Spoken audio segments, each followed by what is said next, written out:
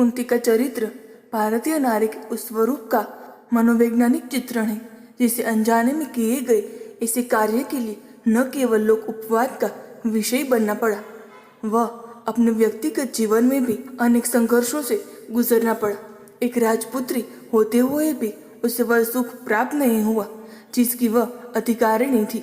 सांसारिक मायामोह के संसार को त्याग कर अग्नि समाधि लेना उसके सांसारिक जीवन दर्शन को प्रकट करता है।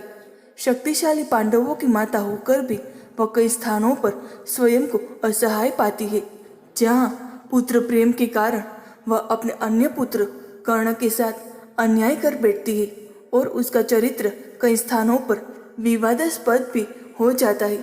कुंती यदुवंश के राजा सूरसेन की पुत्री थी। बचपन में उसका नाम पृथा था। राजा सूरसेन के फुफेरे भाई कुंती भोज निसंतान थे। उन्होंने कुंती को गोद लेकर उसका पालन पोषण किया। एक बार कुंती ने अपने यहाँ पधारे हुए ऋषि दुर्वासा की इसी सेवा की कि उन्होंने प्रसन्न होकर उसे वरदान मांगने को कहा। दुर्वासा ने कुंती को वर देते हुए कहा, मैं तुम्हें ऐसा देवी मंत्र दे रहा हूँ जिसका प्रयोग कर तुम किसी भी देवता को आमंत्रित कर सकती हो। इसका प्रयोग आवश्यकता पड़ने पर ही करना। कुंती ने कुमारी अवस्था में कुतूहलवश प्रकृति के तेजस्वी देवता सूर्य का ध्यान किया। वरदान के अनुरूप उसने सूर्य जैसे तेजस्वी बालक को जन्म दिया।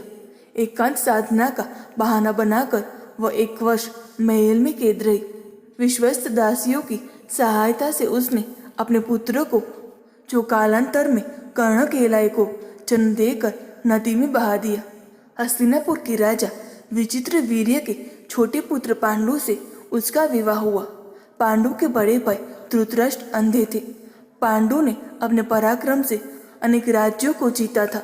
वे हमेशा अपनी दोनों पत्नियों कुंती और माद्री के साथ हिमालय में रहा करते थे। पांडु अकस्मात क्षय रोग के शिकार हो गए और संतान उत्पत्ति के अयोग्य हो गई। अतः कुंती ने दुर्वासा के वरदान से 3 पुत्रों को जन्म दिया, जो युधिष्ठिर, अर्जुन तथा भीम थे। पांडु की दूसरी पत्नी माद्री ने कुंती के वर की सहायता से अश्विनी कुमारों का ध्यान किया तो उससे नकुल और सहदेव उत्पन्न हुए। पांडु की मृत्यु के बाद कुंती और माद्री दोनों ही सती होना चाहती थी, किंतु माद्री ने कुंती को अपने दोनों पुत्रों का भार सौंप दिया और वह पांडु के साथ सती हो गई। कुंती बहुत परोपकारी थी। एक बार एक ब्राह्मण ने कुंती को नरपक्षी वक्र राक्षस के अत्याचार के बारे में बताकर उससे मुक्ति का उपाय पूछा। कुंती ने भीम को उस राक्षस का संहार करने को भेजा और शक्तिशाली भीम ने उस राक्षस को मार डाला। महाभारत युद्ध के समय कुंती अपने पुत्रों के मरने के ख्याल से सिहट उठी थी। उसने कृष्ण की सहायता से दुर्योधन को संधि प्रस्ताव भेजा था ताकि युद्ध ही न हो, किंतु युधिष्ठिर ने उसे ठुकरा दिया था। कुंती ने राज्य छीन जाने, जुए में हारने, अपने पुत्र कर्ण के अपमान को, कुलशील बहू द्रौपदी के अपमान को झेलने का कष्ट, कुंती ने भी द्रौपदी के अपमान का प्रतिशोध लेते हुए पांडवों से कहा था। कौरवों द्वारा लाक्षागृह में आग लगाए जाने पर किसी तरह उसने तथा 5 पांडव ने अपनी जान बचा ली थी। कुंती ने अनजाने में ही अपने बहू द्रौपदी को 5 पांडवों की पत्नी बनने के वचन से बांध दिया था। कुंती पुत्र होकर भी कर्ण जीवन पर लोक निंदा के पैसे अपमान और दुख सहता रहा। अपने पुत्र कर्ण की अपमानजनक दशा को देखकर कुंती भी बहुत रोती थी।